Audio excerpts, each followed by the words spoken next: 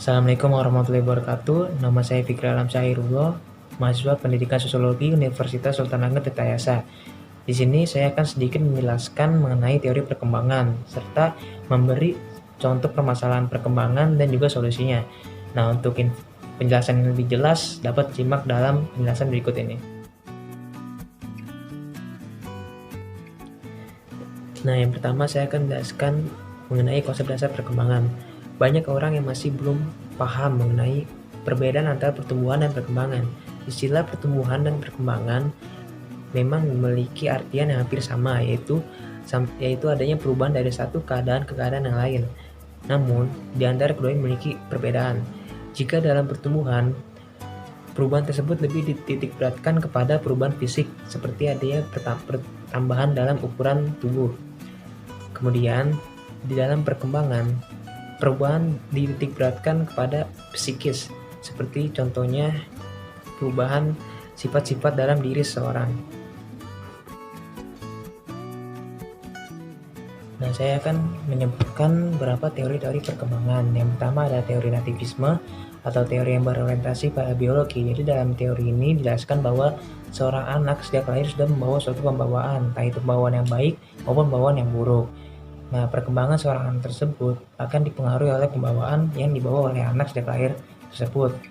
Dalam teori ini diasumsikan juga bahwa lingkungan sama sekali tidak mempengaruhi perkembangan anak. Yang mempengaruhi hanyalah pembawaan oleh anak tersebut. Yang kedua ada teori empirisme atau teori lingkungan. Teori ini bertentangan dengan teori sebelumnya. Dalam teori ini dijelaskan bahwa perkembangan seorang anak besar dipengaruhi oleh faktor lingkungan dan juga pengalaman seorang anak akan lingkungan tersebut. Yang ketiga ada teori konvergen. Dalam teori konvergen dijelaskan bahwa pembawaan seorang anak sejak lahir dan faktor lingkungan keduanya saling mempengaruhi satu sama lain. Nah, yang keempat ada teori interaksionisme. Dalam teori interaksionisme dijelaskan bahwa seorang anak dalam perkembangannya akan melalui beberapa tingkat perkembangan dari masa ke masa.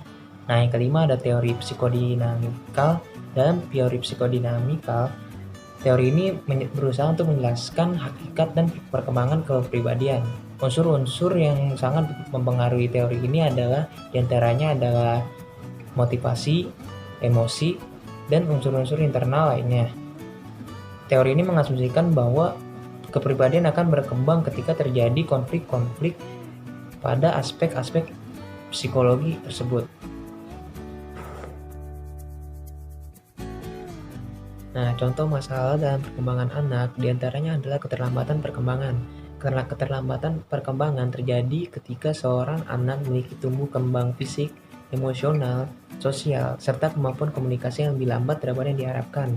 Kondisi ini akan menyebabkan seorang anak lebih lambat dalam mengembangkan keterampilan yang baru dibandingkan anak yang lainnya.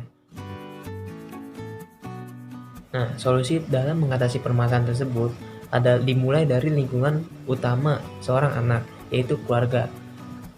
Untuk mencegah terjadinya gangguan pertumbuhan dan perkembangan pada anak, orang tua perlu memenuhi kebutuhan dasar anak seperti pemberian gizi yang sesuai, pengobatan, rekreasi, dan bermain, kebersihan individu dan lingkungan, kebutuhan kasih sayang, dan kebutuhan akan stimulasi mental untuk proses belajar anak. Kiranya sekian penjelasan dari saya, kurang lebihnya mohon maaf. Semoga yang saya jelaskan dapat bermanfaat. Wassalamualaikum warahmatullahi wabarakatuh.